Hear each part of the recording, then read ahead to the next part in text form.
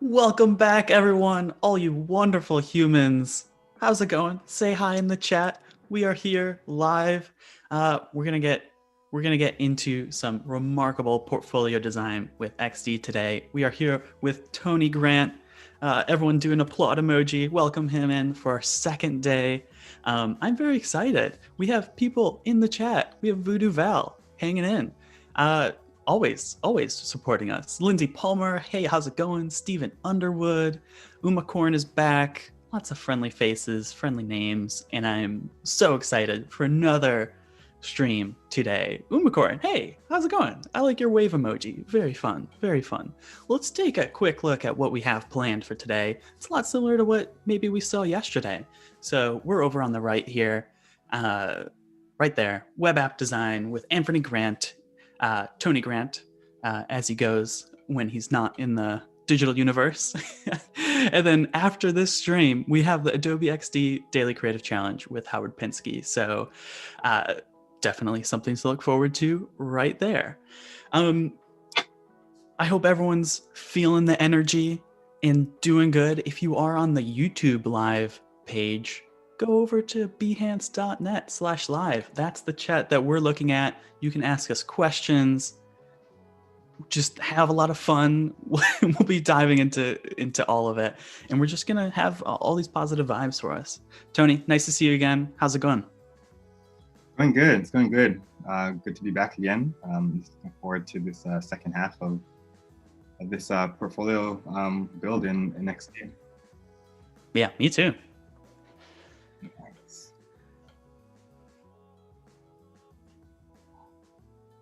Cool. So yeah, for the guys that weren't here yesterday, I just want to kind of reintroduce myself. My name's Anfernee Grant, or Anthony Grant, but Anfernee Grant on the online, aka Anfernee Grant, and I'm a UX UI designer.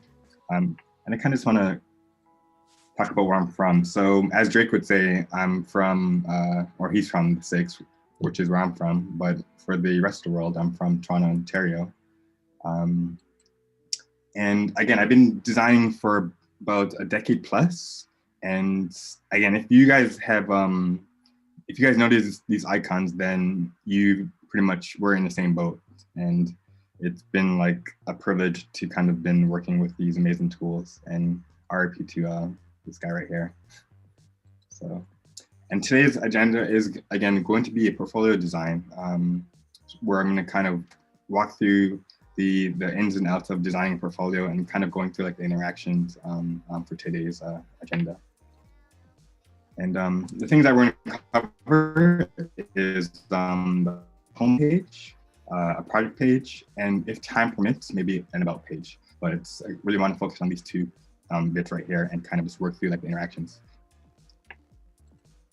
And if you guys want to find me, ironically, you can find me on my portfolio page, where you'll find all my social links. So you can find me on LinkedIn, Dribbble, Instagram, and Twitter. So yeah, let's get into this. You know what just occurred to me? Is like we're getting all meta with portfolio design, and we're doing a stream about designing your portfolio designs. And it's almost like you could make a project on your portfolio of the design of your portfolio.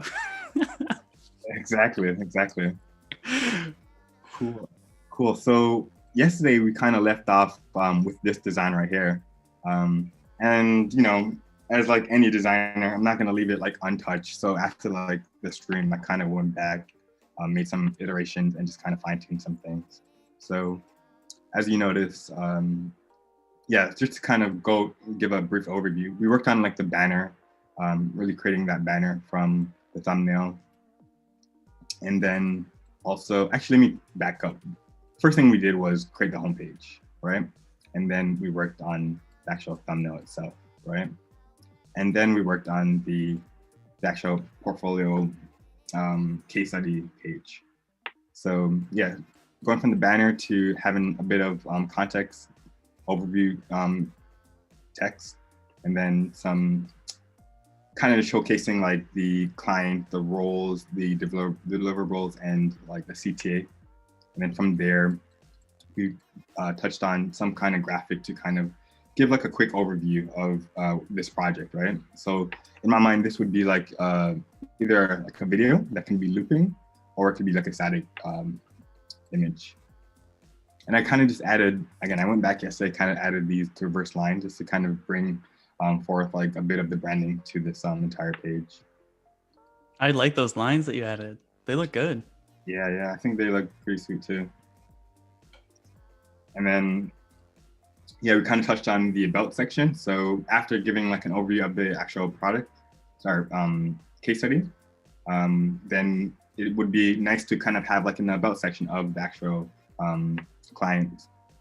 And then from there, we have like the problem statement. So these would be essentially like a snippet of the interview. So like an audio interview, perhaps. So we touched on that yesterday. And then we have some block text again to kind of really highlight the crafting of the solution. So presenting the problem and getting into the solution. And this is where we kind of left off yesterday. So from here, I pretty much added some branding elements that we first started off with to kind of craft the solution. So just working on like the typeface, identifying like the brand colors. And then from there, just showcasing the actual website itself. So what would happen is, as you're scrolling down, you'd kind of just get a sneak preview of the actual website. So it's pretty lengthy. Oh, I like that. And a very fun design too. Nice. And then the last, well, not last, but one of the last elements is just having like a preview of the site. So the idea is to kind of like either click this button or hover and click, and then it would go to the actual site itself.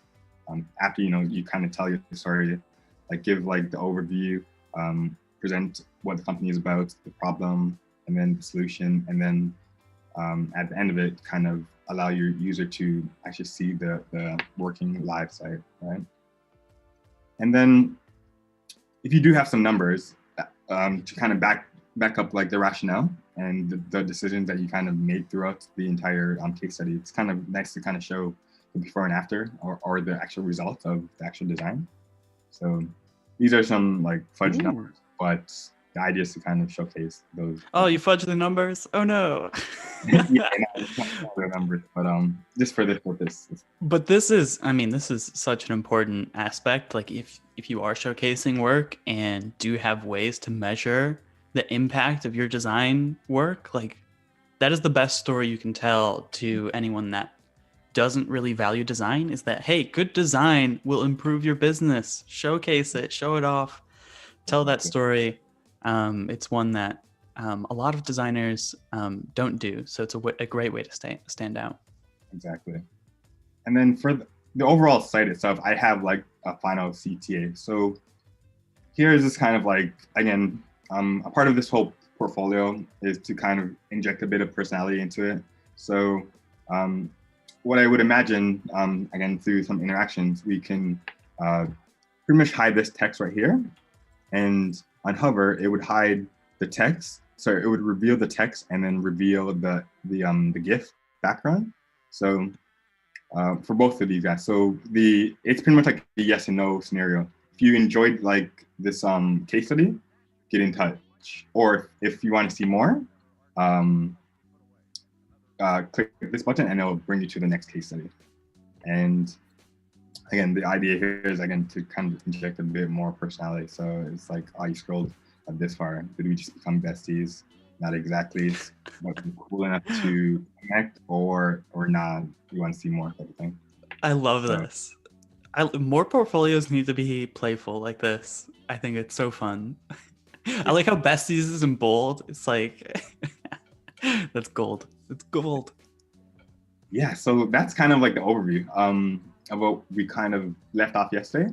And today I kind of just want to go through some of the interactions to kind of just bring this to life a bit more. So the first thing I kind of want to go over is just building maybe like the loading page of this portfolio.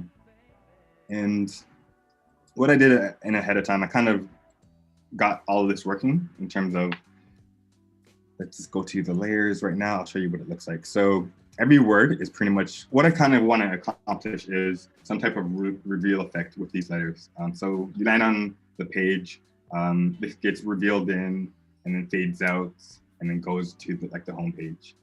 So we're kind of trying to accomplish that right now. Ooh.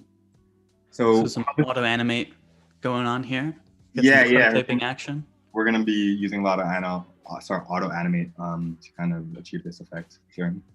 And the way it was set up is there's a lot of masking going on. So for every word, there's a mask for every letter. So whoa. Yeah.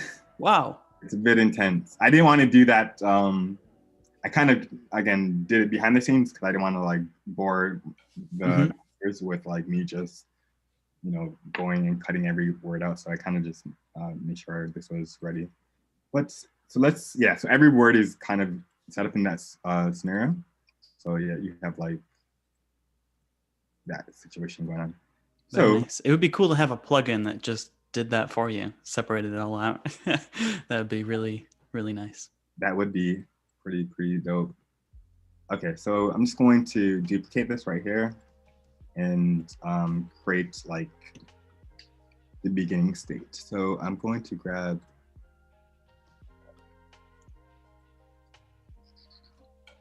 you know what? I think I need to do one more step. Okay, let me go back and then mask all of these guys first. Ah. Yeah. So masks within masks. Yeah. Get meta with masks. Laura has a question if you've tried out other content management systems apart from Webflow, and anything you particularly recommend for portfolios. I haven't. The only one that I've used in the past is WordPress and Webflow. Yeah. Yes, but I mean, if I was to recommend one, I'm going to be quite biased, honestly, and recommend Webflow. It's a popular one for sure. Lots of designers like it. Yeah, it's definitely a great tool to host your portfolio. There's other tools out there too, but again, I'm quite biased because I've been using it for quite some time. Yeah, it's kind of one of those things you can. There's so many different tools to do that. So, you can kind of go with the industry standard, or maybe it's not what you need. So you can do some research and find what works best for you and what you want out of your portfolio. Look at that. So you're masking all these different elements. Each letter is its own mask group that's being shown fully right now. But then you're also making a group of the whole word and just hiding that. And then it seems like what you're going to go for is kind of have like these are going to like slide up from the baseline, right? Yep. Of the text. Ah. Yeah. Oh, and Bruce loves your website. They like the moves. Oh, thanks. Yeah. And imagine you have an animation on the site right now that we are replicating, right? Yeah. I'm trying to produce the same thing right now. Cool. Yeah, so check that out. I believe Voodoo Val put the link in the chat earlier, so if you want to see like what the end goal is, it'll be something like that. But I think you can already get a sense for what it's going to start to look like.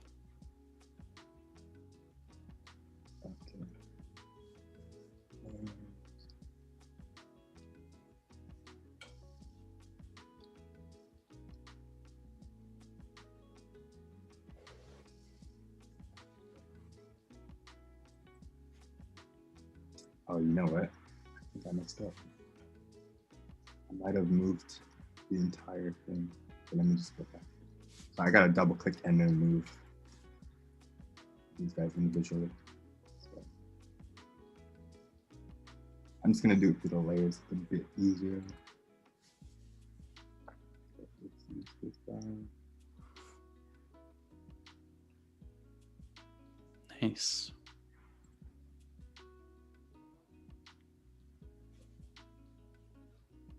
Okay.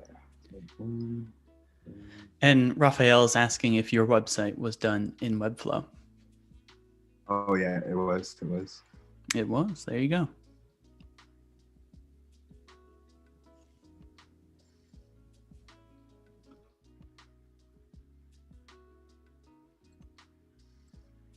Okay. There we go. So I'm just gonna remember I'm moving it 150 pixels down. Let's open up these guys. Another great strategy for not having to dig through the layers panel is if you hold Command and then you click, it'll click through the groups all the way to where your cursor is. Okay, but you got to double click to get through it, right? So if you Command and then click, and then additional clicks will cycle through any layer that is under your cursor, if that makes sense. Yeah, that's a great tip. Thank you. Yeah. It takes some getting used to, but it is helpful for if you want to dig all the way to the bottom of your hierarchy or your layer structure. Just hold down that Command key or Control on Windows.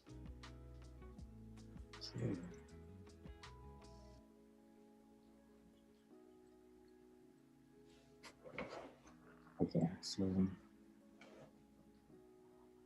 Hey Bruce, how's it going? Saying hi in the chat.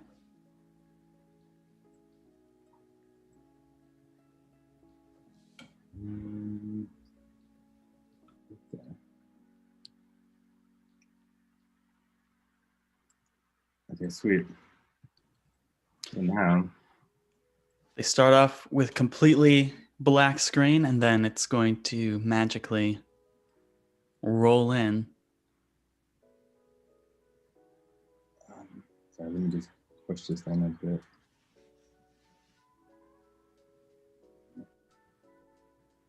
Okay. Okay, so we're gonna use like a timed trigger. Let's see, let's test the 0.6 seconds. And everything else should be good. I just want to see what this looks like. So this is a time trigger coming from the artboard, not any elements in the artboard. And then just going straight, basically that time trigger means just automatically go to the end of the wire. And so as you can see, everything just slid right up. Very exciting. Ooh. Yeah, so I kind of want to add a bit of like offset to it. Mm-hmm. It was cool, but we can make it a bit cooler. We can upgrade that. Yeah. So this guy. And so for people maybe not familiar, what do you mean by offset? So this is like a little stagger effect. So like design, strategy, and then development will kind of like come in at different timings. So. Oops, actually.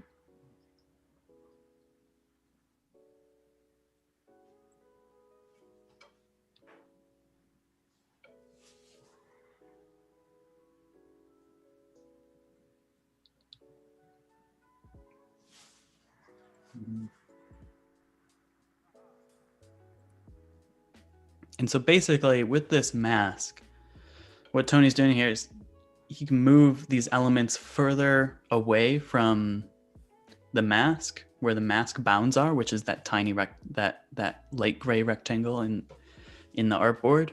And if he moves them further away, the idea is that it'll take more time to travel, or it'll kind of appear like it's taking more time to travel that distance, as opposed to being right outside of the bounds of the mask. Yeah. And the ones that are closer, like that first word, will come in before that.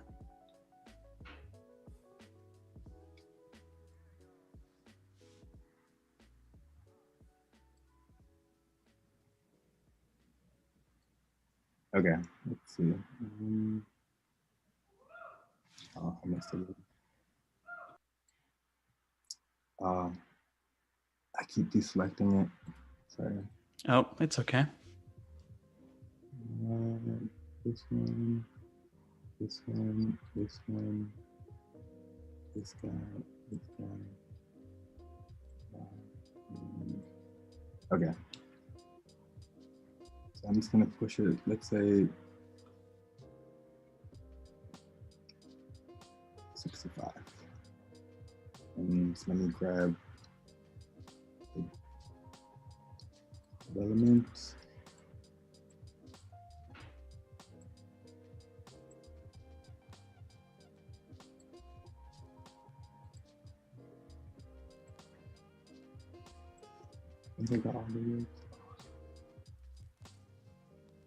And so are you moving this one down the same amount or more?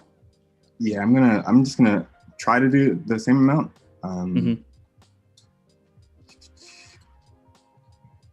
Okay.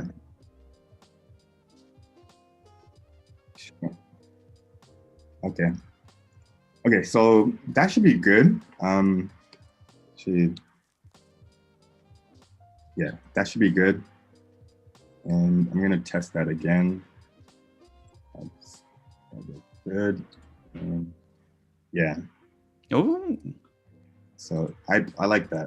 I like that. Play that again for people that might have missed it. Yeah. Yeah, that's cool. Okay, so we got the first part of it. And then what we want to do now is we kind of just want to have it stay there for a bit. And then transition out. So I'm going to add 2 more screens.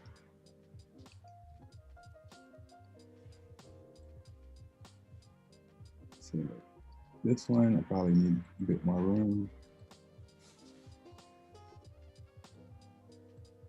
And this is kind of like the process of like prototyping. Like you got to kind of get iterative and kind of just do certain things differently and test it out, see how it is, and really just fine tune like every little interaction. Yeah, how I always approach my prototyping, and especially if animations are involved, like what Tony's doing here, it's a lot of duplicating artboards. It's almost like storyboarding. If you think about like those Pixar animators, they storyboard each part of the story one after another. You're kind of doing the same thing, but with XD artboards. And you want each snapshot to be an artboard, and then you can just animate between them. And that's what those blue wires are doing in the XD prototype mode. Okay, so let's just test this out real quick. Even though it's going to come up, it's going to come up, and then it's going to stay for like a second, and then it's going to stay for another second because we didn't do anything to the last frame. So it's empty here. It comes up here, and then here it's staying for half a second. Sorry, here it's staying for half a second. Sorry, a second, and then we are going to animate it out. Nice. And so is it going to go back down or up? How's it going to animate? I think I'm going to animate it to the right. Oh, nice. Yeah. Actually, we'll just do it on here and see how this works. Okay, so let me grab these letters again.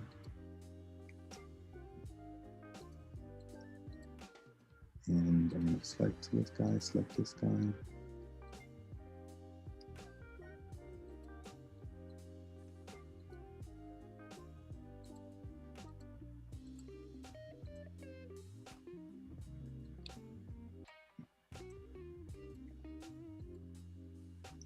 Oh, sorry.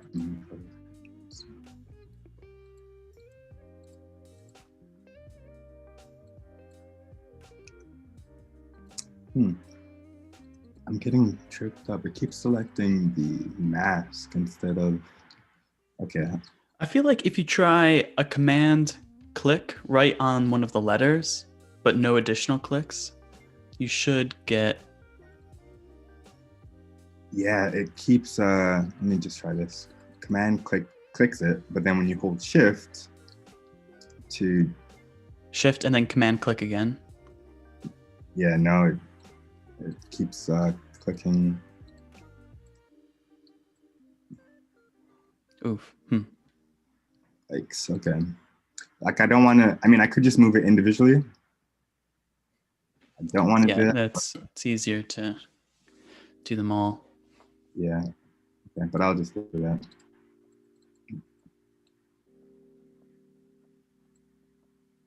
Oh. And so this is the advantage of now having them all as separate masks.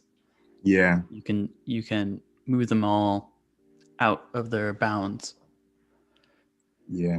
As opposed to the whole word sliding over, it's going to be each individual letter sliding over. Okay, I'm just gonna test that real quick, and then I'll get to the other one. Okay, so slides up, holds there, and then boom. Whoa. Like it. Okay. Just slides out. Very slick. Looking cool. Okay. I'm gonna see if I can speed this up because I don't want to. Yeah, try opening them up, and then with the layers panel, like shift click each of the letters maybe. Nah, I think that's what you're doing before, right? Yeah.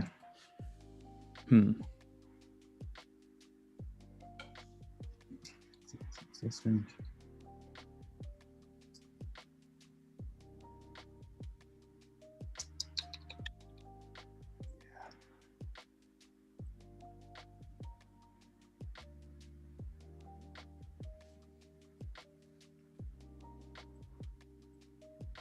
Okay, that's not having some issues with that for some reason. Okay, I'll just try to speed this up as quickly as I can. Take your time, it's okay.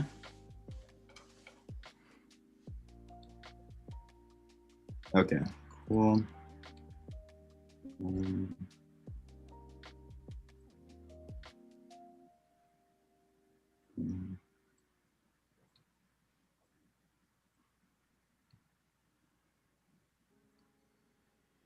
And then this guy right here.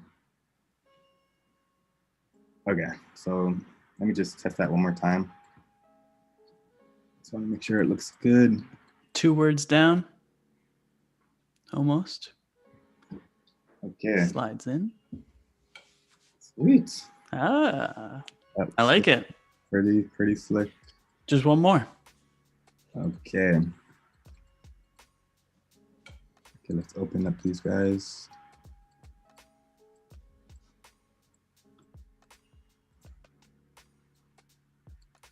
Okay, sorry.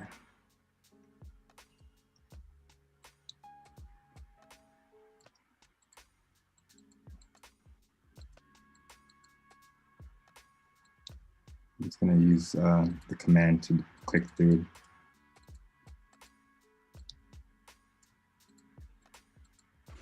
Yeah, that's a handy shortcut.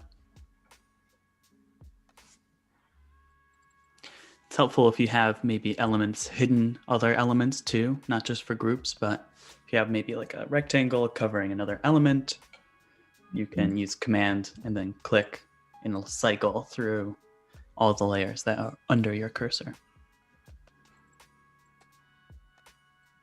Okay.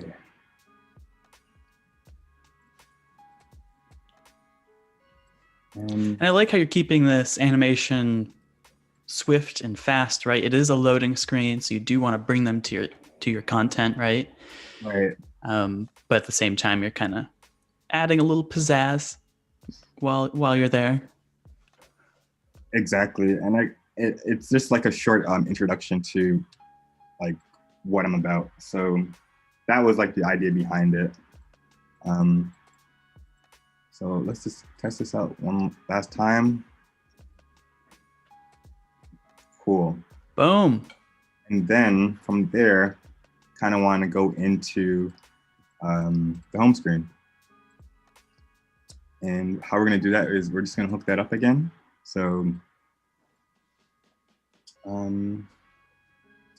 another time trigger.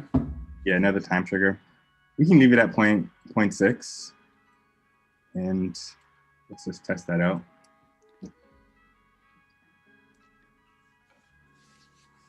Boom. Nice. So for those not familiar, the way Auto-animate works is that it's looking from the start artboard to the end artboard. What has changed? What has moved? And then it animates any of those changed properties. So basically all those letters changed positions over to the right and outside of the mask. So XD saw that and it just animated those on that end artboard. And then going to the home page, basically there are no common elements, so they just fade in. And so that's how Auto-animate works. But if Tony were to copy some of these elements over back to that finished artboard, which I have a feeling you're going to do, right? Then they'll animate. Yeah. So if anyone's not familiar with Auto-animate, that's kind of how it's thinking behind the scenes. It's looking for those common elements. Yeah, so that's exactly what I was going to do. So there's two things I want to do here. I kind of want to fade this image in and then kind of have a reveal, maybe. Well, let's first fade this in and see how it looks. So as mentioned, I'm going to bring it here. And I'm just going to scale it up a bit. Actually, I don't want it to fade. I'm just going to scale it. And then, actually, let me hide this. Yeah, I think there's like a lot of different ways you can animate this. You could actually have a lot of fun with this one here. You could have it slide in, you could have it scale, you could have it come from the bottom. So many different ways. So everyone at home trying out XD. Oh, look at that. Wait, do that again. Okay, I'll start from here. So yeah. Because again, you mentioned there's two different states, right? You have like the beginning state, which I scaled it, and then the end state is the normal state. So that now has like this scale effect when it goes into this page. Nice. So I'll play it from the beginning so we can see the whole thing. Good call. Well, and then boom. Oh, it's subtle, it's nice, but for designers, they pick up on these little animation things, so they look slick. Yes. And Lindsay Palmer is asking, is there a way to customize the animation? For instance, make the image move on a curved pattern? At the moment, there's not, but here's a handy tip. You can export from XD all of your layers straight to Adobe After Effects, and that's certainly a feature supported in Adobe After Effects for super power animations. Really, I mean, any animation capability is possible in that piece of software. So yeah, exactly. If you want to really get nitty gritty with like the fine like interactions, you can exactly just export it to After Effects and play with all like the different type of easing curves, create your custom easing curves, and save it as like again, if it's for a handoff to developers, you can save it as a GIF or a video. Or Lottie file. Do you ever work with Lottie? Yeah, LOTI, developed by Airbnb. It's a web-friendly SVG animation. Yeah, exactly. Yeah, Lotties are dope. If you want to bring it to the web, like saving it as a Lottie file will be like just great for your developers. Yeah, but I would like to emphasize that there's a lot of animation capability you can do right in XD, and you might be surprised at what you can do. Like there are some hacks. For instance, moving along a path, right? If you want something moving along a circular rotation, here's one hack you can do where you make a really big invisible circle and you have your element at the edge of that circle, and then you rotate the whole object that includes the invisible circle, and then it will look like your object that's animating is moving along a curve, because we will animate rotation. So there's lots of fun little tricks like that you can use too. Yep. So what I'm going to do is kind of just create this similar to with the letters, just kind of wiping to the right. I'm going to do something very similar to this. And again, it's kind of playing off the grid system that was established yesterday. So just creating this grid system, it's going to swipe everything to the left and reveal everything beneath it. So I'll showcase what that looks like. And that's the grid, which is a feature you can turn on each artboard when an artboard is selected in XD. It's over on the right in the property inspector. Okay, so I have this color here. I'm going to Command C and V to just duplicate it, and I will color it black, and I'll just call this. Is this turning into the projects, or am I misunderstanding that? No, this is just gonna be another reveal effect. You'll see. It might be a bit too much sauce, but you'll see. Too much sauce. Yeah, we'll see. I mean, We'll see. We'll see how saucy it is. yeah. Okay. And Alexis is asking what we're using. This is Adobe XD. You can try it for free. And we're right now. Last stream yesterday, Tony made the foundation of his website with the homepage, the landing page, and then the project views. And now we're kind of going one level deeper with some of these animations. And the idea here is that you can use XD to make the structure of your portfolio, understand how you want it to behave before you actually make it for real. And you can use it like a playground. I think that's the word Tony used yesterday. I really liked. Yeah, this is a tool that I use to kind of experiment and play with, and just kind of like almost as like a playground, but like a live sketchbook. To kind of really... Bruce says you can't have too much sauce, so go for it.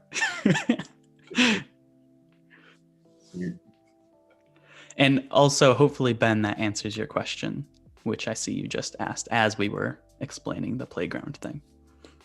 So it doesn't make a real website. You make a prototype, and the idea is that you can then work with that to either with an engineer or yourself with software like Webflow, then make the real thing. Okay. So what's going to happen is it's going to be like this, and it's going to reveal itself. But I'm going to create 3 of these. Oh, dang.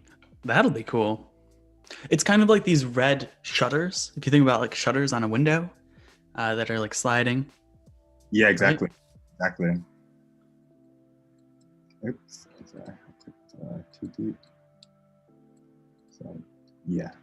Okay. So let's, I'm just going to duplicate this 2 times. And I'm keeping it red just to see it. I'm going to change the color in a bit. Actually, how should I approach? Yeah, we will. Actually, let me do it once first. So let me ring this here again, and. So yeah, this is just copying and pasting from that start and end artboard. It's also worth noting, if you're having issues with Auto-animate, sometimes the problem might just be that the layer names aren't the same. So if you remember back to how I explained how Auto-animate works, it's looking for the common elements. And if the layer names are different, it thinks they're different elements. Yeah. So that's always something to be aware of. Leo's asking, I'm wondering how much UI design jobs are just prototyping. A lot, a lot. Tony, what do you think? Yeah, I mean, it's a critical part of like the design like process. You know, just like research, actually designing like the UI, and then actually prototyping, and then kind of using that prototype to get it into the hands of like, let's say your users or some test groups. Usually, and from my experience, I've been a part of teams where I'm kind of building a prototype that looks very, very similar to like the end product, just to test it out and kind of get like that insight and feedback from the user group. So yeah, very important. Yeah, it's kind of the magic of prototypes that can be used 2 ways. With users, actually I don't like saying users, with people, so that you can test them out and see how people like it before you actually have all your engineers invest in it. and that's called usability testing. So that's the research angle. Or you can just give the prototype to the engineers, be like, hey, make this, right? So two angles. And then I see it as like a pillar. If you think about the different skill sets you might have in your design like tool belt, prototyping is one of those. And you could be really strong in prototyping, and maybe that's the reason a company hires you or agency hires you.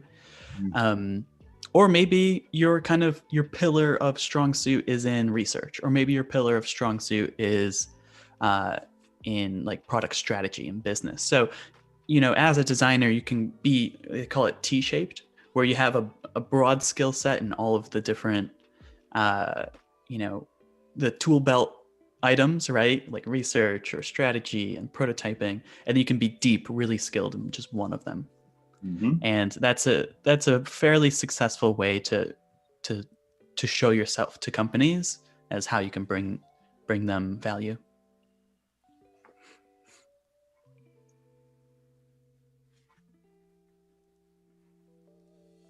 Okay. Sorry, I was just testing that as you were speaking. So again, what That's I did all good. was created these panels, and what it's going to do is just reveal itself like that. Oh, that's cool. So there's 3 separate panels following that grid. On that origin artboard, it is all black, so you can't really see them, but there are a bunch of elements on there. Yeah. Watch this. So. Very cool. Yeah. So that's kind of like the little introduction to the home page. And then from there, what I guess we can work on is the navigation. Like, how does that look? So when you click on this button, it's going to bring up a menu. So I probably should have made these a component too. Yeah, theoretically, everything could be a component. It's kind of at what point do you feel it should be or not? Yeah, just in case, if I want to change the color, just change it in one place, and then it'll be done. But it's okay. Okay, so for this guy, I will make a component. I think I did yesterday. Yes, I did. Nice. And what I want to do is have like a hover state on this button. So how I'm going to do that is I'm just going to click on this plus right here. And by default, XD gives you a hover state. So I'm just going to choose that guy. And then, And so when that's selected like it is now, when it's in blue and it's got that blue highlight, that means you're now editing the hover state. This component. Yeah. So what I want to do simply is I'm going to create an X. And I'm going to hide this guy.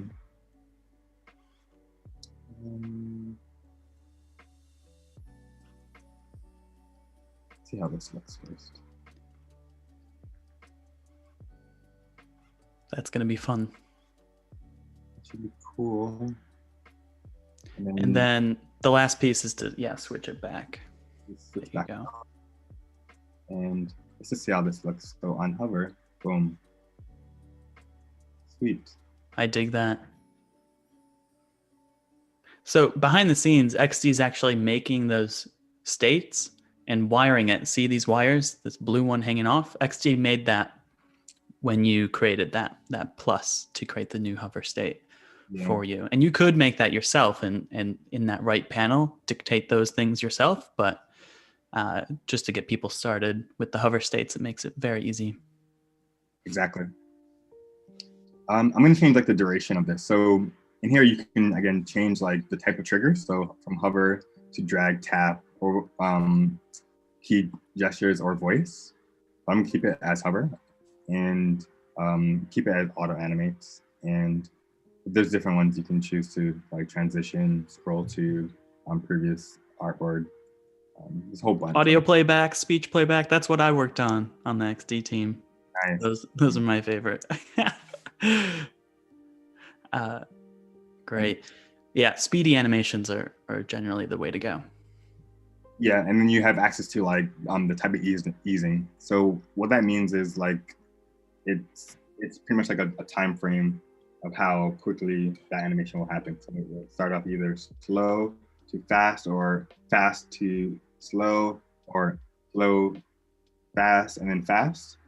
There's this different type of easing verbs that you can apply to the animation, right?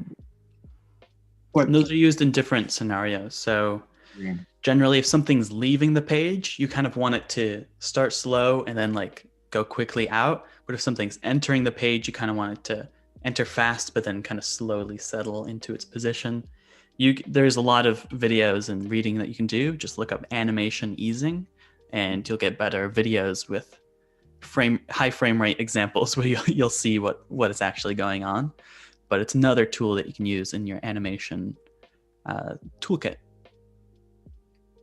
yep. So there we have the cover state, and then I'm going to add another interaction to reveal.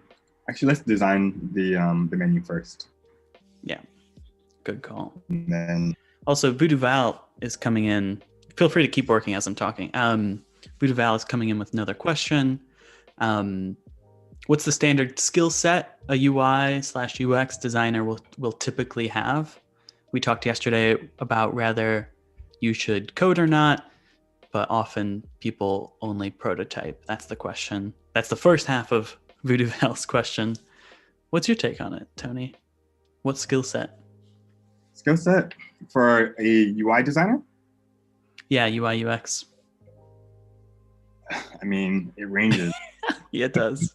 This is a tough question.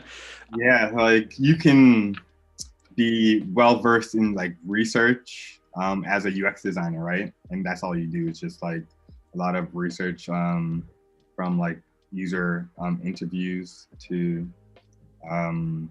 creating like personas, doing user flows, writing out like stories.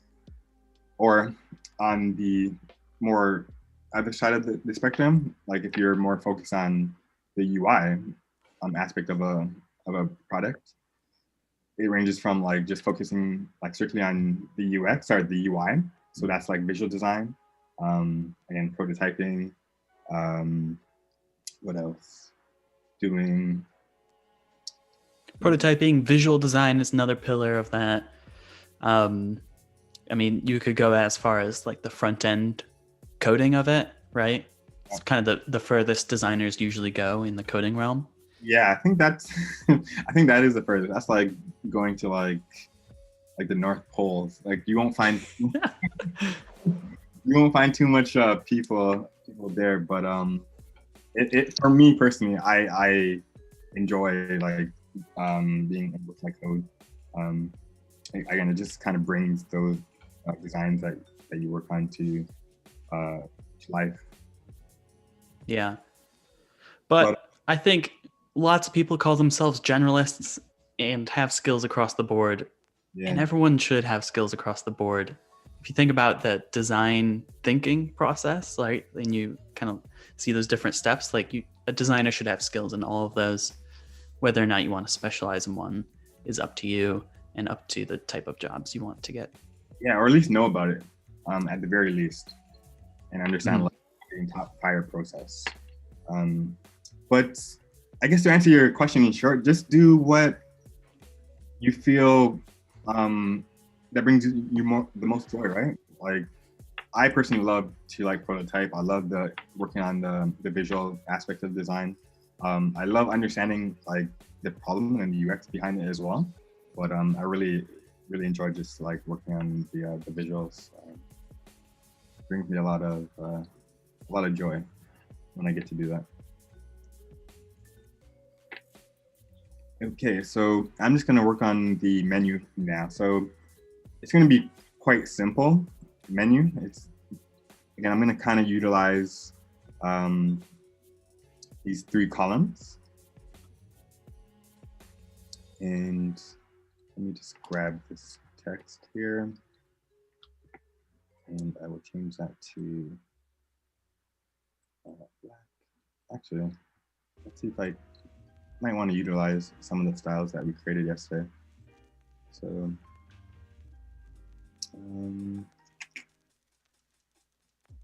H1. H1 is too big. Let's go H2.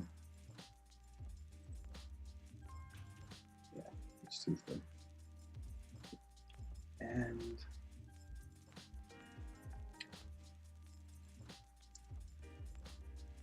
I'm going to have this say about.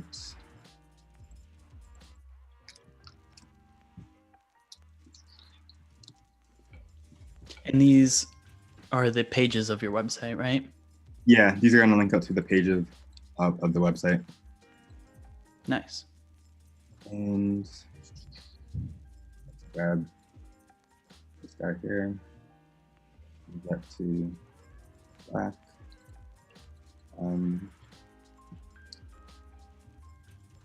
And another one of Voodoo Val's question was, how regularly do clients understand that there's another step after you hire someone to prototype? And I believe you're talking about like, there's the additional step of after you have the prototype, someone actually has to build it. And do clients understand that, you think?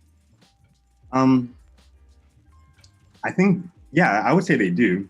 They probably don't understand like all the steps that go into like design, as we kind of first mentioned, like from the research to the actual designs to like prototyping designs. They probably don't understand those from my experience, but they understand this is what I want, and that is usually most likely the end product, right? So I would say they understand that, but they probably don't understand what goes into like building the actual end product. They just know what they want, and there's a lot of steps to kind of get there, right? To kind of make that happen.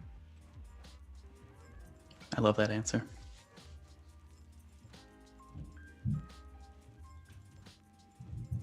Okay, so I'm just gonna.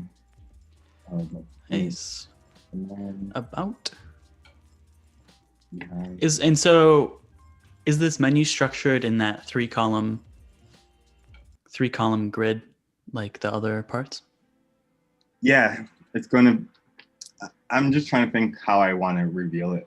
It might be like it might reveal itself in 3, like how it first came in. Mm-hmm. And yeah, depending.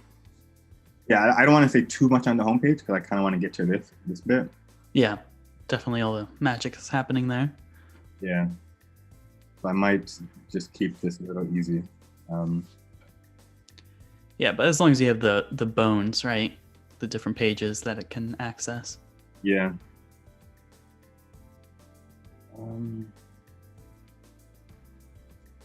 Okay.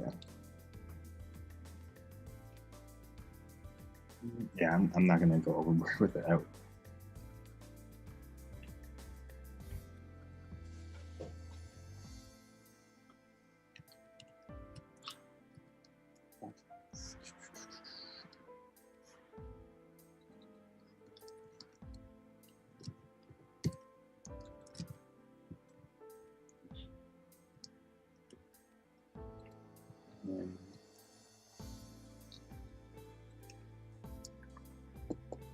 Again, this could be another component, which I probably will do. Yeah, and I imagine you could kind of go further with those hover states. Kind of like a pattern of your site seems to be hover for more details, right? So you have the title, but then when you hover, you get the description, right? And this could behave in that manner as well if you wanted to add that functionality. I will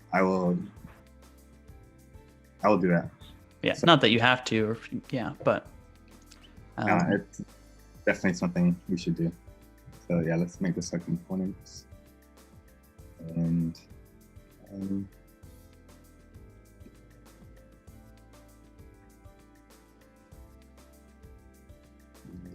we go. And how should we do this? So hover on default, we will hide this guy, right? And then we'll just bring this down, and then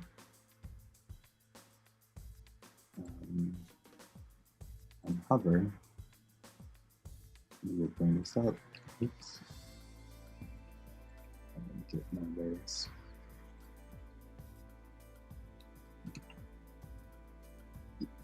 So yeah, on hover, we're going to bring this up here. Let's go.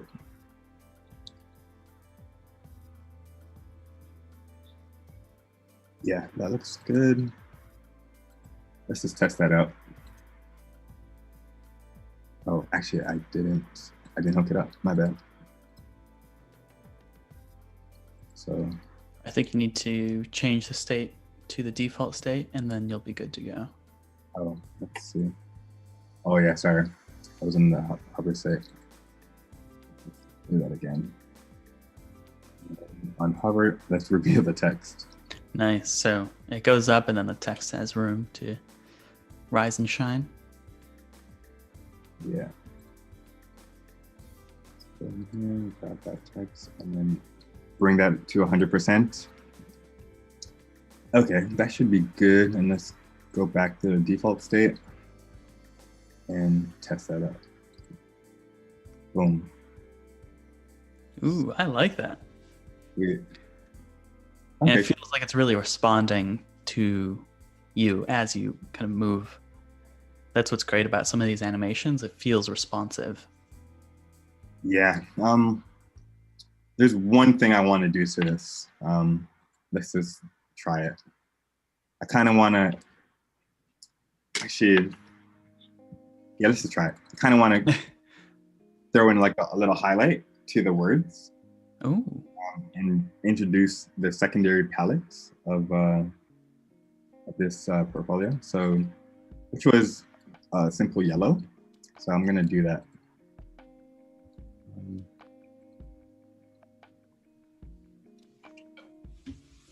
I might have to ungroup this though, but let's try.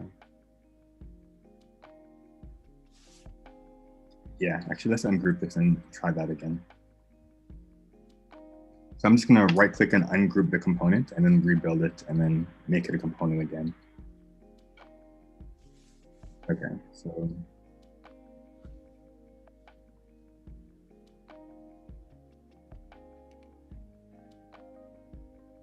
So here, I'm just going to draw in a rectangle, remove the border, add some yellow.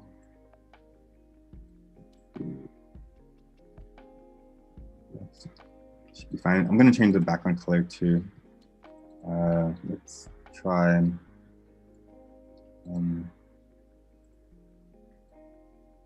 maybe, let's try black. And then grab these guys and then make these white so you can see it. Nice. Ooh, the black and yellow, always a good look. Yeah, these are going to be black, but maybe a different shade, right? Mm-hmm. And this will be a different shade too. We just have a bit of difference in the menu. I like that. Yeah.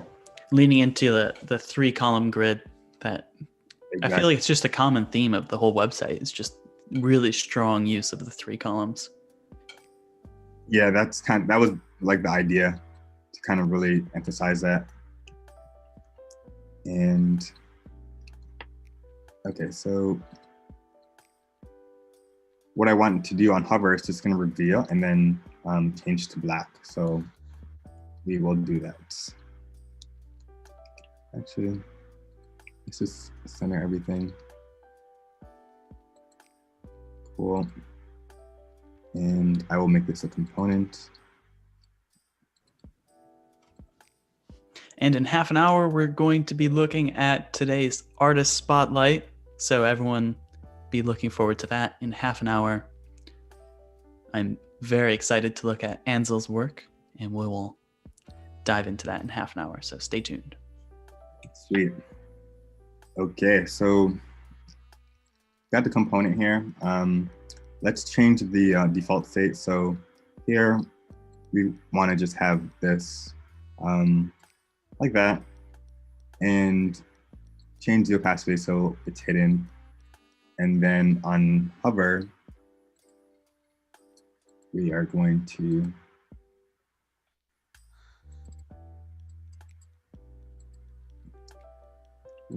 reveal that guy. So let's change the opacity and make it 100%. And then we'll change this to like black. And let's see how that looks like. So nice. So it's like the sliding highlight with some color changing in there. yeah. Very cool. Okay, let's preview that. Let's look. You might want to change the state again. I'm back in hover. Always, yeah. It happens to me too. Boom. I like Look that. at that. That's cool. That feels really cool. One thing I want to do though, again, I want to go back to this component and bring this down a bit. And change the opacity. And then on the hover, we're going to move it up. Nice. Yep. Oh. Leo has a great question saying, I have 25 plus years of experience in design, but I now want to focus on UI/UX. How do you think I should try to start? And don't worry, it's a great question to ask, Leo. Don't hesitate. Yeah, I know. Feel free to ask any type of question. So, yeah, you said 25 years of experience in design, and you want to transition to UI/UX. The first thing I would do is, like, it depends on what aspect of UI/UX. Do you want to get into web design, like product design? So understand like the different areas of UI/UX first, and then kind of lean into those areas.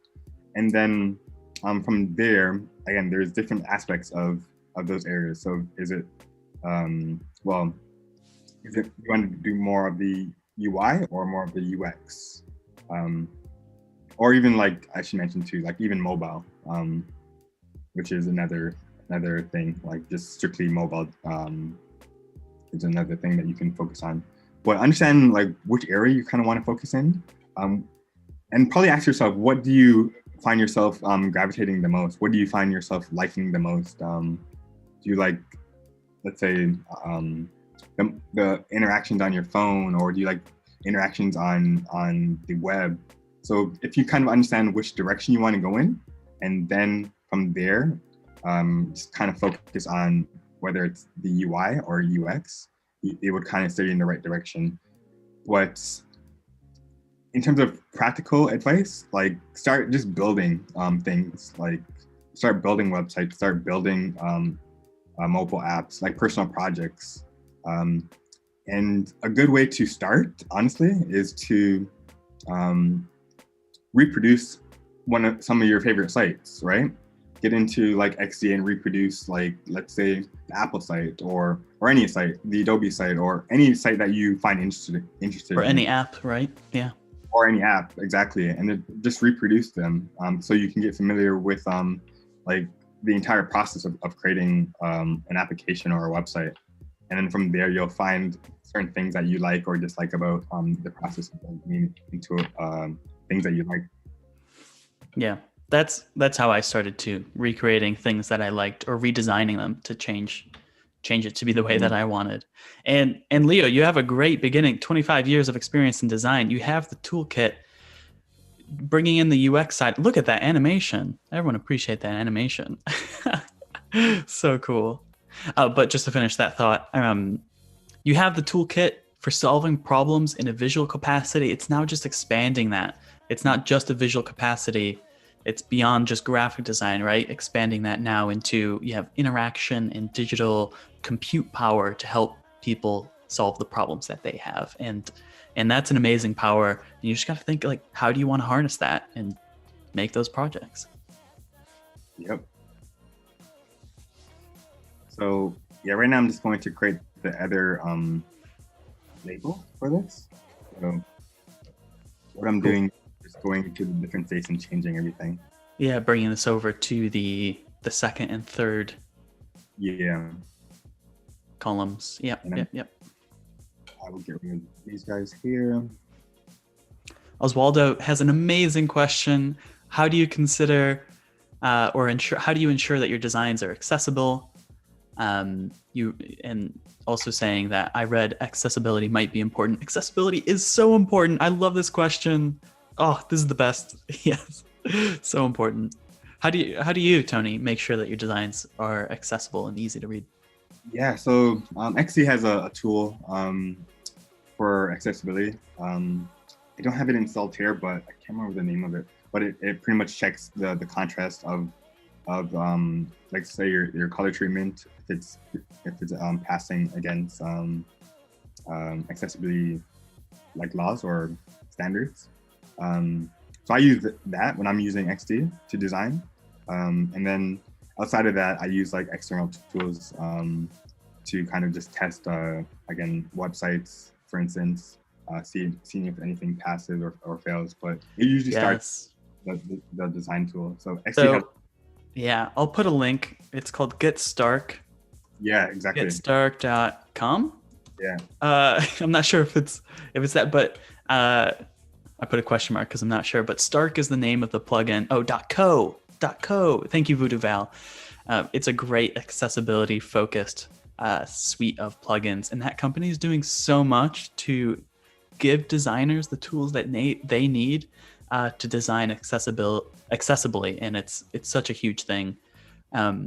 Honestly, with Tony's project, he's using huge text in very high contrast, white on black, so there's little to find issue with, but it's always great just to double check because you might not realize at some places where maybe the contrast isn't high enough, where people that maybe don't have as strong eyesight as maybe the rest of us would have trouble seeing, or color blindness is another factor.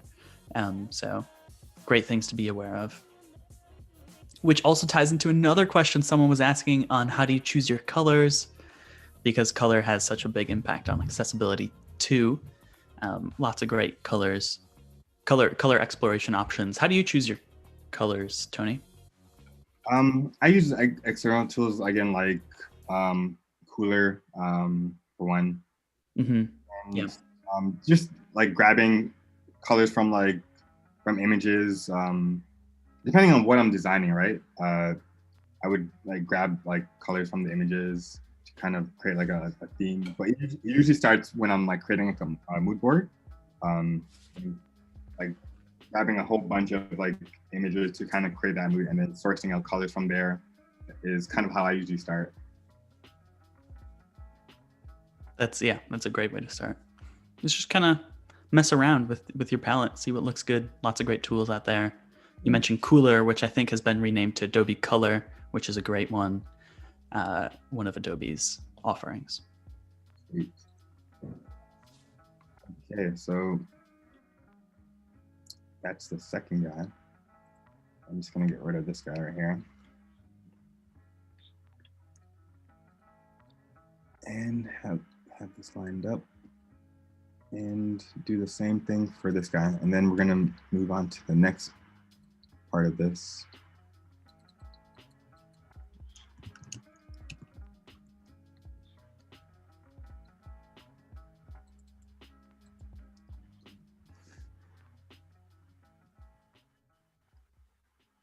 Let's see how.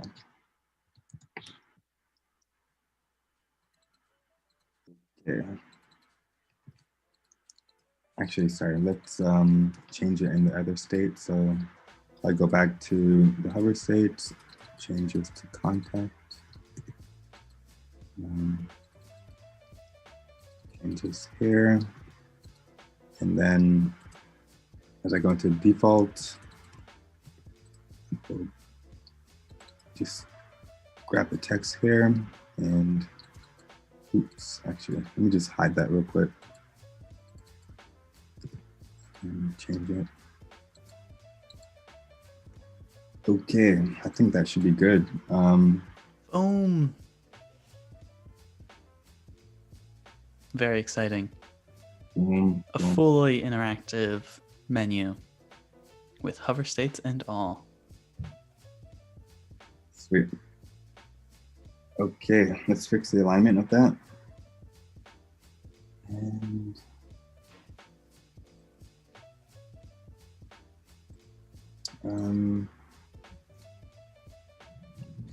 just gonna group this, call it menu. Group it all together. Very good call. What's that? I was just saying it's a good call to group everything together, keep it organized. Oh, yeah. It's always good to group things and kind of name them as you go, because it will get messy if you don't. Okay, let's hide this. And then maybe do this. We should probably create one component. Yes, we will do that. Okay, so let's create.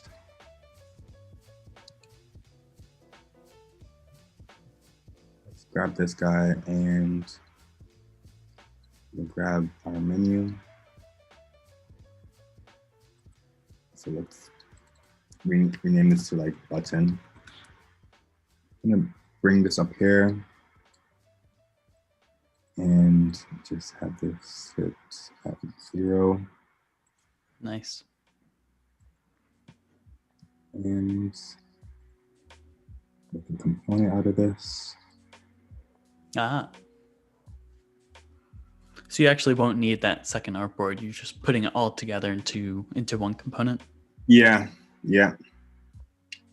Okay, so on here, the default state is cool. And then on hover, we want to show this menu. Ah, look at that. Oh, this is really going to come to life now. You know what? You know what's cool is that this menu just immediately shows on hover, as opposed to having to click in on it.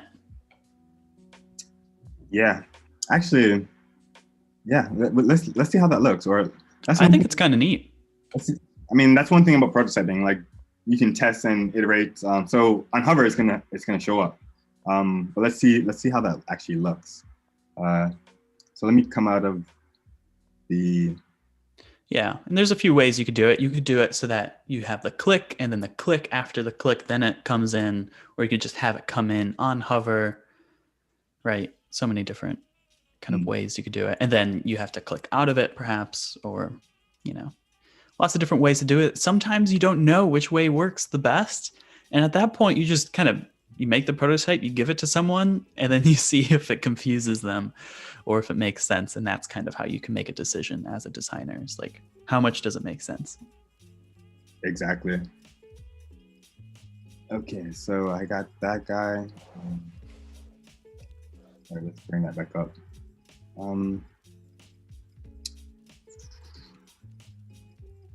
Okay, let me test this. I think I might have to redo this. I don't think I did it properly. Oh, nope, did it.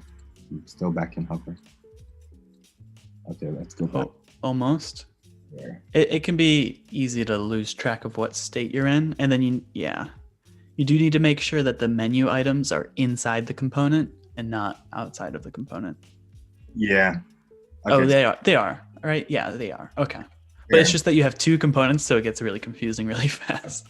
Yeah. A component inside a component. You can have nested components all the way down, which is a way to kind of be really powerful with how you prototype. You can have as many components inside other components as you want, which can get very confusing, but it also makes it very powerful. Okay. So yeah, let's try that again. So let's just make there you go. Menu, so we know where we are. Yeah, so this one needs multiple states too, right? Right, exactly. Yeah. So, there we go. And then on hover, we want to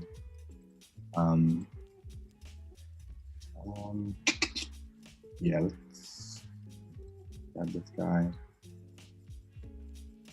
And then you need to go to the menu icon and change the state of that one in the hover state of the higher parent element, right? um, Let's just try this. this can be a little tricky, but oh, look at that. Oh yeah. No, that works. That works. You don't need to make any changes, right? Or is there? Let's see. Yeah, it's working on hover, but we might want to do click. Okay, yeah, that would work too. Yeah. Okay, let's try that one more time.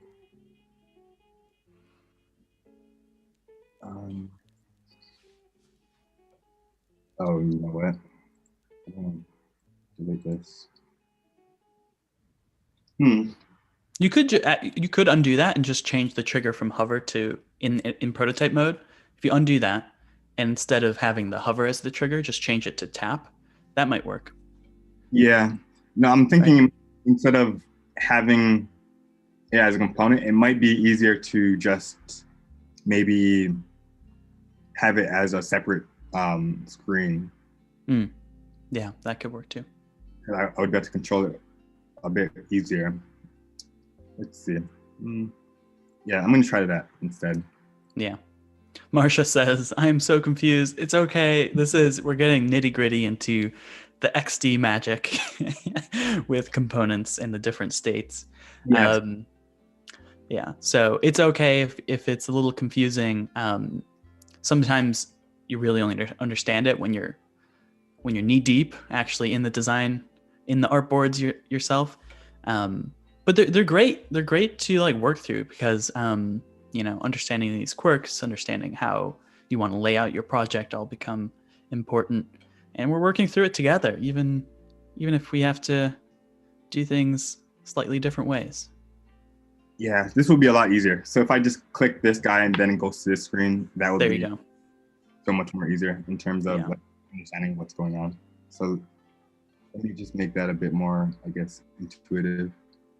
Yeah, so we're just making, for Christine in the chat, we're just making this menu element fly out once appear, once someone clicks on that top right button. Yeah, so let's just hide this guy right here. And then if I bring this guy to here on tab, I'm just going to auto-animate it. And that should be good. If I go like this, cool.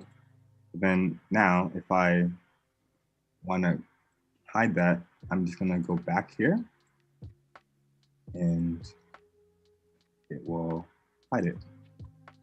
Boom, boom. Nice. There you go. Yeah. Yeah.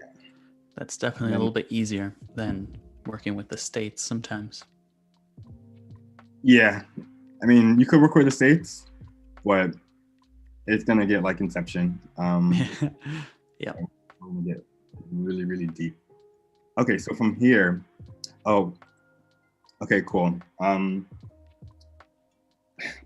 One last thing on the homepage before we get to this page is I want to bring in what we created yesterday, these slides. So what we're going to do is kind of have these offset outside of the canvas, and then we're going to create these icons or arrows. Actually, you know what? I created some ahead of time just to save some time.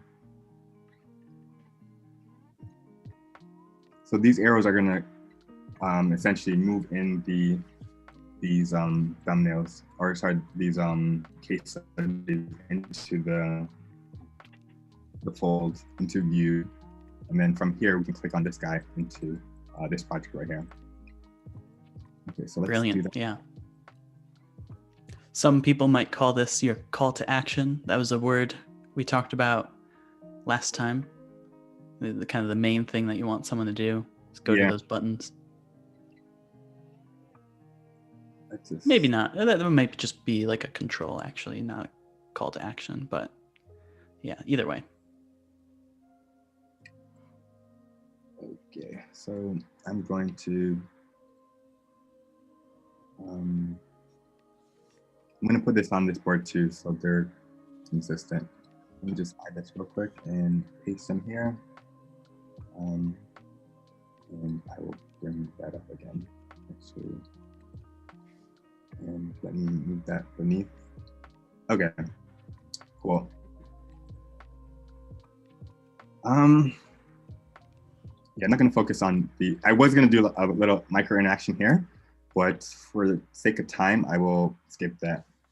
Yep, that's okay.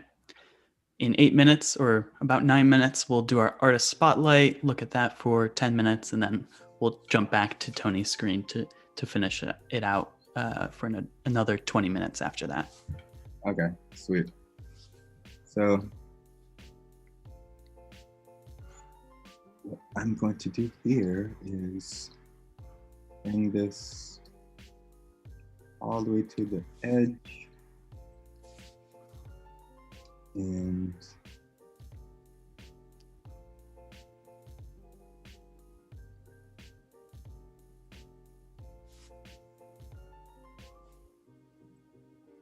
like that.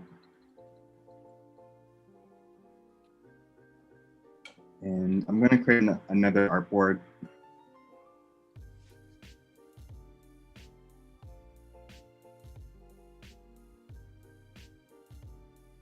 So when I click on this button, it's going to reveal this artboard. So let's bring this into. There you go. Let's just bring this on top.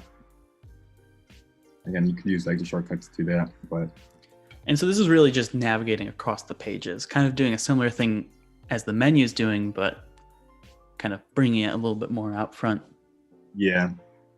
So if I click on this guy on tap, I want to reveal this guy. So tap auto-animate, and this agent should be fine. We're just gonna test it out and see how it looks. And so if I go like this guy, boom, and then these also have some hovering actions.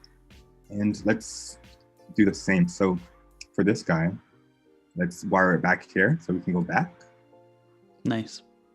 And let's just test how that looks. It might be a bit too fast. Yeah, it's a bit fast there. But let's just test this right here. Okay. And it goes back. So, but I don't really like the speed of that. Let's just slow that down a bit. So under prototype, yeah, we have it like 0.2 seconds. That's way too fast.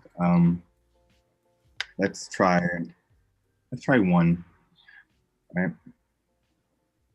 And try to, boom. And that was a bit better. There you go. Yeah. And let's do the same for this guy. All this sliding action. This website, this portfolio it's like a fun ride. You got so many different elements going on. There's definitely a lot of interactions going on. But again, that's what I was saying. Like, yes, I kind of wanted to create a portfolio that's a showcase of you know, what I'm capable of doing, and also like a platform to host the actual work. But the portfolio itself would be a showpiece within itself. So that looks cool, and that looks really, really cool as it slides away. And thanks to those components on this project work, all this side scrolling here, this lifestyles, be, feel, walk, confidence, all those have hover states as well. So just using components to make every bit interactive really accelerates the how real the design feels. Yeah. And then for the last bit right here, so I'm gonna have this guy snap to here, right? Yeah. And this one will snap back to here. Yeah, there you go. Okay, so let's just play this from the beginning. Again, as you mentioned, it's kind of like a storyboard. We're kind of narrating this story with all these different artboards, right? So let's go on this journey. Nice. Disappears. Your homepage comes in. And And then you click go on to the arrows, which are a little bit hidden by the countdown timer, but they're there. Don't worry. Oh yes, I can fix that. No, it's okay. So yeah. And then you can go between look at that. Something to note with this view that we're looking at right here is that you could actually, a relatively new feature in XD is scroll areas, and you could set that up as a sideways scrolling area, which would be a slightly different experience than this, right? Because you could kind of be at any point in that scroll area, whereas this one, it's kind of jumping to specific scroll points. That's another fun thing that as a prototyper you can explore. You can have left and right scrolling areas like this one would be, or top, up and down scrolling areas too. Exactly. I want to just do one last thing. And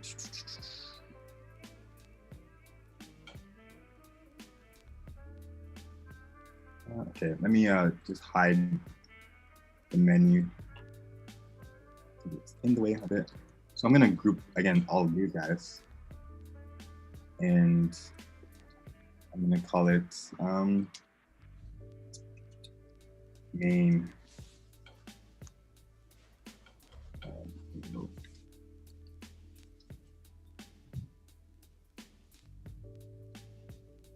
And what I want to do here is actually, let's see.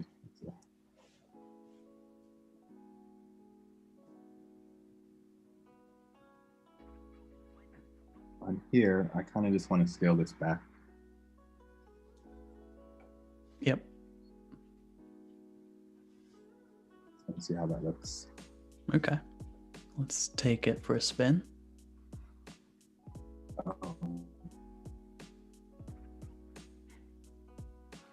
Let's hide this guy right here. It might be hard to see all the intricacies of the animations over the stream, but yeah. Sorry, let's just hide this.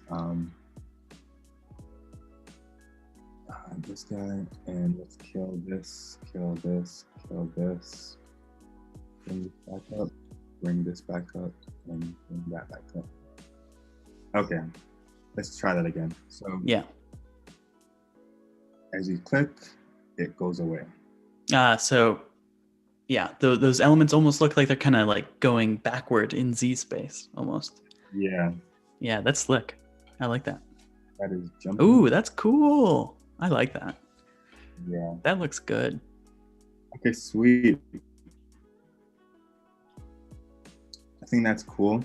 And then the next thing we kind of want to do is like when you click on this guy, it goes to this page. Actually, I think I noticed something real quick. Yeah, fix it. We have just under a minute, and then we'll go into our artist spotlight, which I'm very excited for. But feel free to make your last few adjustments, and then we'll come back. We'll come back to you, Tony, after the artist spotlight. Okay. Yeah, I just noticed the jumping of the word, so I will fix that. Okay, so we have the group. Let's just hide that, and the menu will hide that guy.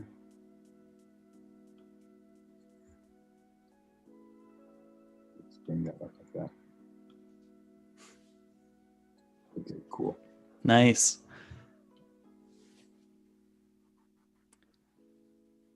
Let's take one last look at it. Good now. Let's see. Yeah, let's go from the top. Okay. Got our little loading screen here. Fades away. That comes in. Boom. And then as you scroll away, it just kind of goes into the Oh, it fades into the background. Yeah, that's kind of And cool. then when we come back after the artist spotlight, we will look at how we then go from there to the project view. Yeah. But until then, we are going to start our artist spotlight. So just give me a second to share my screen. I'll get this set up here, and I'm very excited to be looking at Ansel's work here. I'll go full screen as well. So this is Ansel Porto Galera, and this person has 3 amazing projects on their Behance profile. And I was thinking, Tony and I could just look at these and, just have a nice old-fashioned hype session for all the different things that Ansel is just really dominating at. So this one looks to be like a e-commerce, clothing, fashion app, and I'm really digging the style of it so far. Yeah, it's really clean. Really love the way he just focuses on the images, and like, again, as you mentioned, like the CTAs, right? The CTAs are just like right here. Yeah. Enter raffle, choose size. Ooh, a raffle component to this fashion app is really fun. Also, look at this navigation on the left here. These tabs, that's new. I have not seen that before. Have you seen that before, Tony? Having the tabs on the left here? not on mobile. Yeah. A new like design pattern, but I think that would work. And something like this would definitely be nice to kind of, again, bring it to like XD kind of prototype, and you can kind of, that's really Absolutely.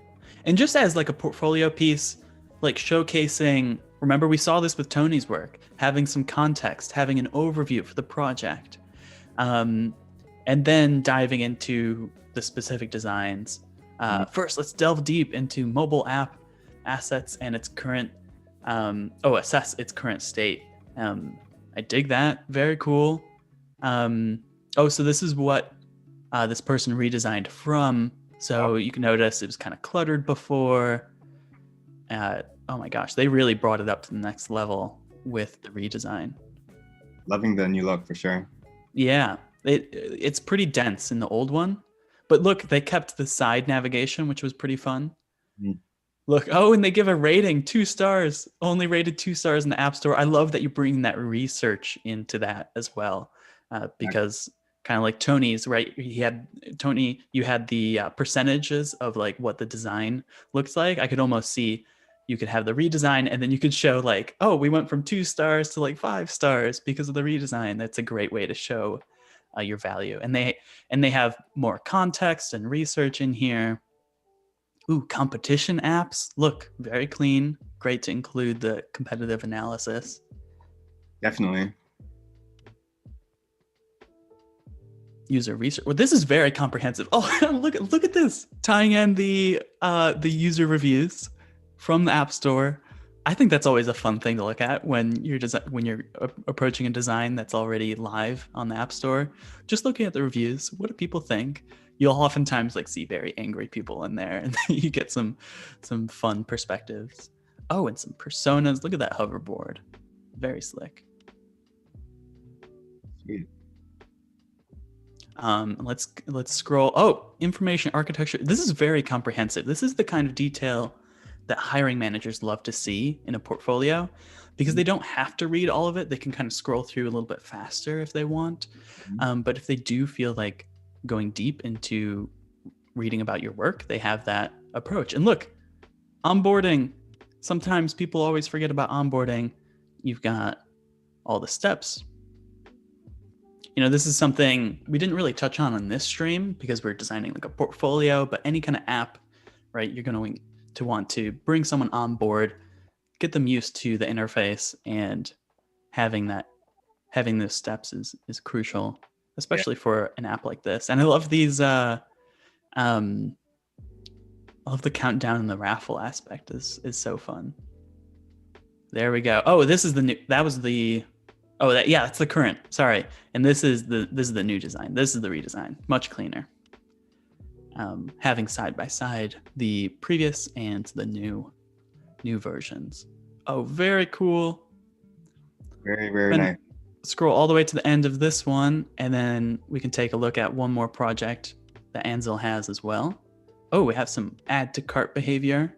Look, kind of showing those action marks with the arrows, systemizing it, proceed to checkout. Boom, here we are. This is really well thought out for sure. Thanks for reading. Oh, how fun. How fun. Ooh, and they have a GitHub as well. That's cool. And then I wanted to look at this one too, which I thought was really fun. It's almost like in terms of design language, like the other end of the spectrum, super visual and very big.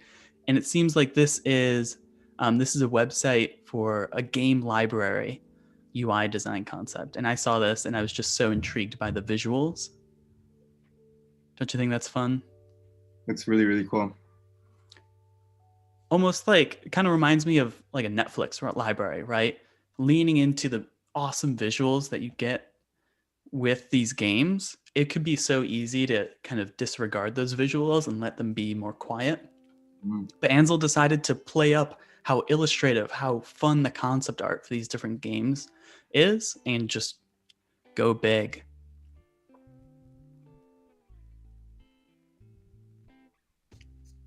So you can see how the different selected game changes the background in there. And it looks like there might be a video here too, but it's not quite loading for me. Okay. Very cool. Very, very cool. I am really digging Ansel's portfolio. And Ansel has another one in here we won't spend too much time on. Again, really heavy in the research, great skills there. System diagrams, always great to have. Very, very solid. What do you think? What do you think, Tony? It's solid. Would you hire Ansel? Of course, it's really clean. Very thorough. It is research. The designs are really, really clean. It's really, really dope. Wonderful. Oh, I'm sorry. Let me pull this.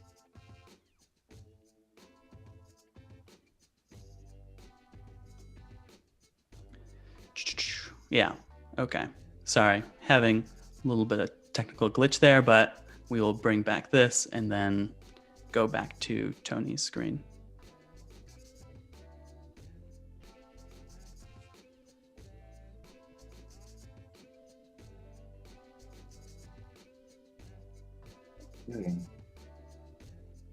Great work from Ansel. Loved these projects. Cool. Let's jump back into this. Yeah,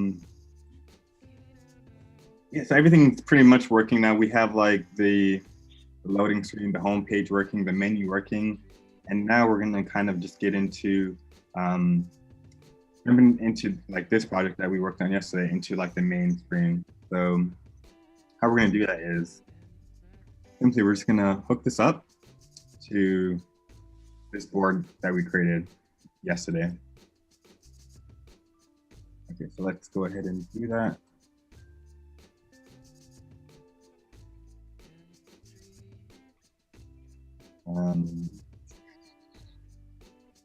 Set up to there.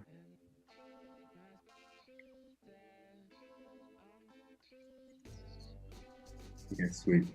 So let me just test that real quick.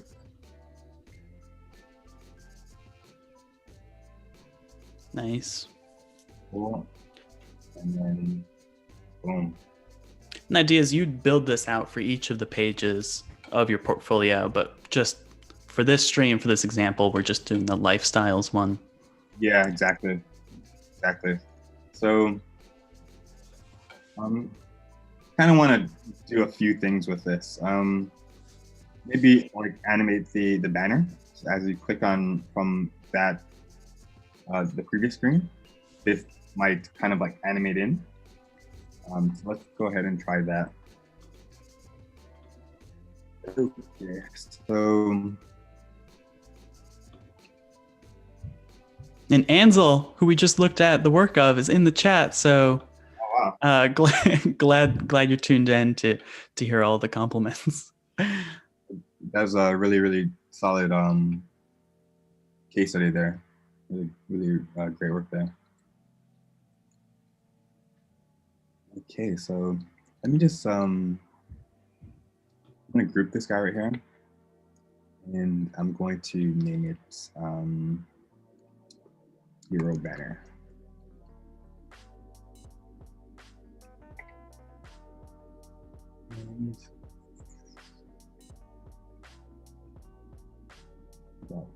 this guy here. I will name this sphere, or let's just call it zero here. And here, grab that and zero mountain. Okay.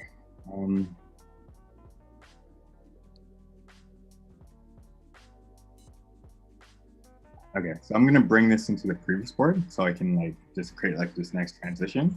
Yeah.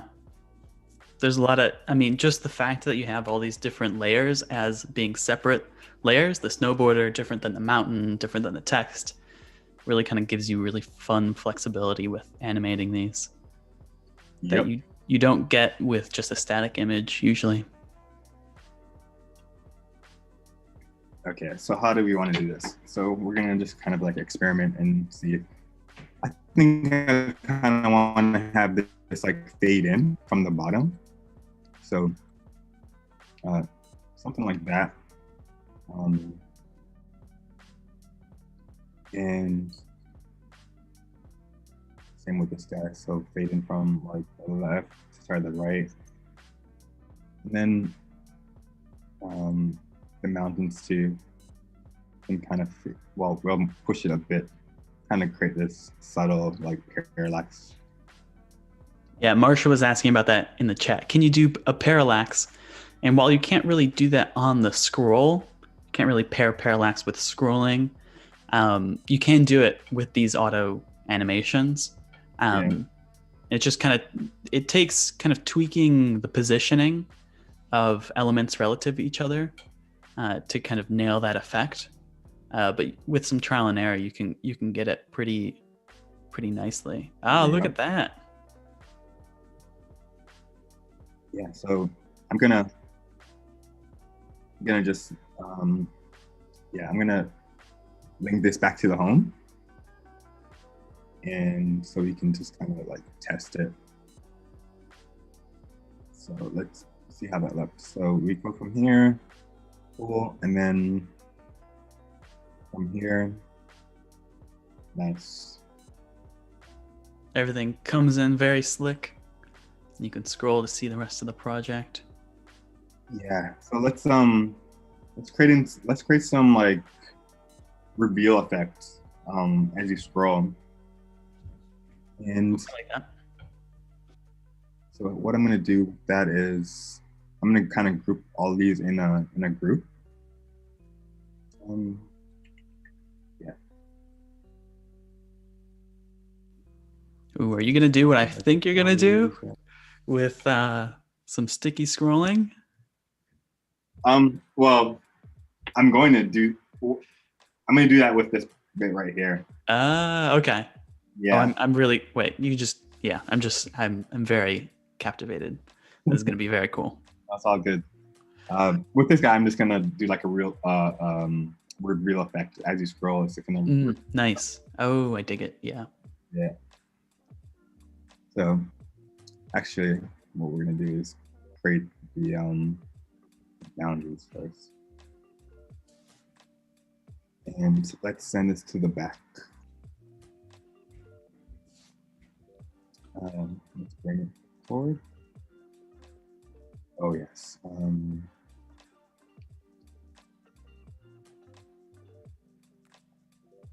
Okay, so it's now here. Let's hide that, and then what I'm gonna do is group. Let's name this overview section, right? And is this another mask or is it just a rectangle?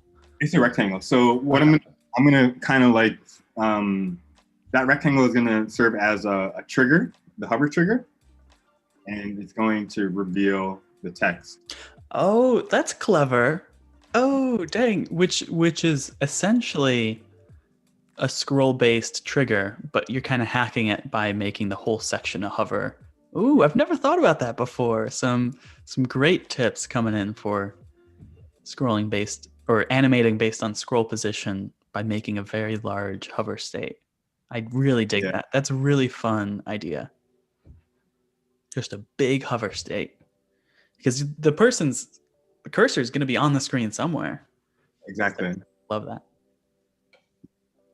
So let's say, Leo is asking for suggestions, best resources to learn XD. Stay tuned for Howard Pinsky after this. He's great. He walks you through every kind of step of his process to make the daily creative challenge in XD. Try making those alongside Howard Pinsky is always a great way to learn XD. Watch more of these streams, or you could Howard Pinsky also has videos on YouTube. Lots of great resources out there for you to learn. yeah, that's kind of how I learned XD, watching these streams. That's so fun. Yeah. Okay, sweet.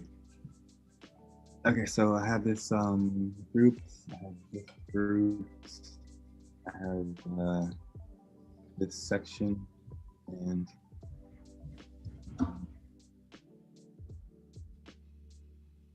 yeah, let's just call this, I'm just gonna,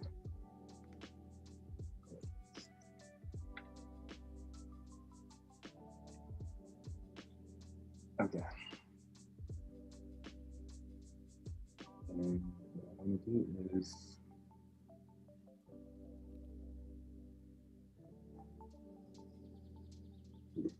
this entire thing.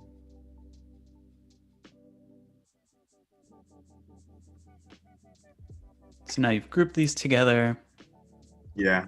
It's not yet a component yet, though, right? No. Okay. I'm just organizing the layers. Organizing layers, such a big component, staying on top of your designs. It'll help, especially have you ever, Tony, like you open up a project from like years ago and you're like, oh my gosh, what is this? There's so many layers. Yeah. So it helps future you as well. It doesn't just help current you, it helps the future version of yourself. Yeah, it's definitely a nightmare. So yeah, I'm gonna turn this into a component now. And then the default state. So let's add in a hover effect, right? The default state for this, we'll just take this bit right here and the more info, and we will actually, yeah, we'll move it down a bit, and then change the opacity, right? Nice. And then on the other state, you'll move it up, right? Yep.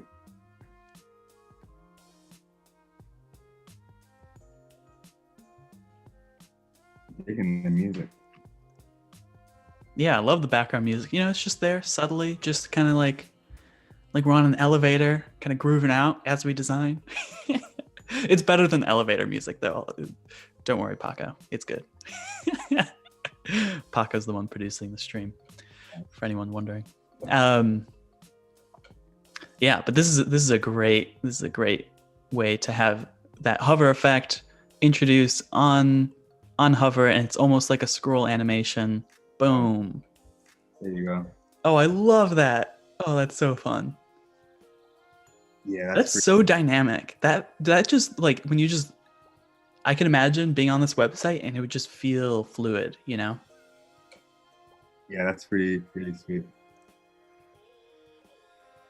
So, but then when you scroll away, then it disappears because your mouse is no longer hovering on that large section. Yeah. So, which is okay. We can kind of trick that is. Yeah, as long as it's out of the view, right? Yeah. So once it's out of the view, that's fine. So what we can do is kind of trick the bounding box. So make that bounding box a bit longer. Because it's going to, that hover counts for as large as the component is. Yeah. Voodoo Val is reminding us, thank you, Voodoo Val, that we have 5 minutes left. If anyone has any questions, throw them in there. Any questions for Tony and his expert portfolio crafting skills? Look at this. Oh, so cool. see how it remains, but Mm-hmm. because now it just kind of like, It fades out at the very end, which is kind of nice, right? yeah. Yeah, I like that. Christine asks, "What's the meaning of life?"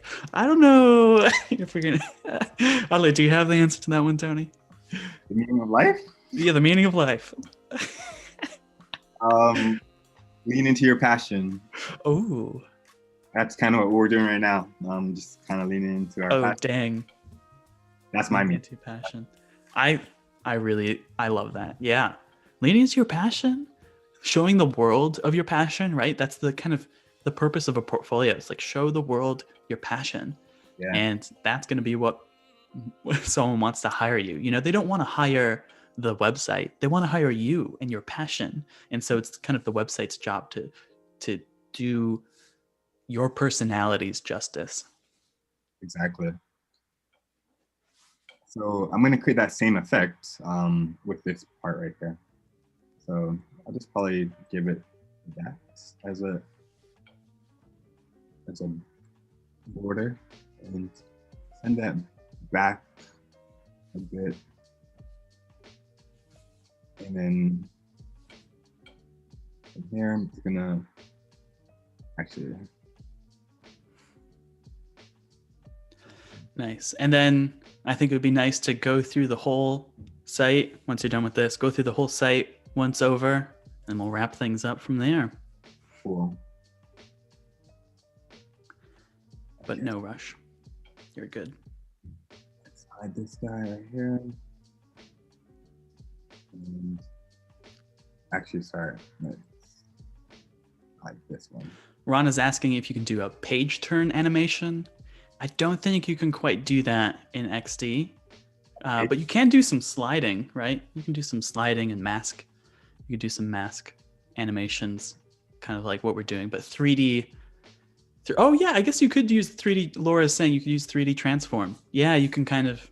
You're right, actually, proving me wrong. Yeah. Yeah, you could. Well, relatively new. Yeah, but you couldn't really get the page curl. You wouldn't be able to get that, but you could do like a whole like 3D flip. That would be super fun. Yeah. Tony, let's look at let's do like a walkthrough of the whole thing if you have a chance. Okay. Okay, so yeah, the whole thing. So let's just go through them. Yeah, everything that we've worked on over the past 2 days. We built this from scratch. Oh my gosh, how fun has this been? So we have like loading state. Loading screen goes into the site. From here you have like the menu. These have some interactions here. Boom. And then you can hide that. And then if you want to see more of the case studies, you can click this guy. These have some interactions too to reveal more information, right? Nice. And then this guy goes to the actual portfolio, fades in. That's scrolling interactions there. And then this is kind of what we designed yesterday. Yeah, and this is how it's looking. The whole project page, telling that whole story. Oh, this is so cool. Everyone, you should check out Tony's website. I'm sure Voodoo Val can put a link to that in the chat and see how Tony was able to bring this to life when he made it initially. And then how you can kind of spice it up with some XD magic when you're prototyping, when you're making your website. Yeah. Have fun with it. Absolutely. Bring your personality into it. Like Tony keeps saying, like make it emblematic of your personality. Absolutely. I dig it so much. Tony, this has been so much fun. Oh my gosh. What's your like quick take reflection on the past 2 days? It's been a joy. To be honest, like it's just been really fun giving back. The feedback that I've been kind of getting after the stream has been awesome. And again, if you guys have any other questions, even after the stream, feel free to hit me up on the socials. I'll definitely answer any questions. Yeah, it's been really a pleasure. Oh, wonderful. And you can find his contact information on his website, which was linked in the chat. I'm Sam. You can find me on sam.design, basically everywhere. Thank you so much for tuning in. I've had such a blast. Tune in for Howard Pinsky's Daily Creative Challenge coming in right after this. Thank you for being active in the chat, asking your questions. I've had a blast. Tony had a blast. I think we all just had a great time. So with that, hopefully we will see you all again soon. And thank you for watching. Bye-bye, everyone. Okay, guys.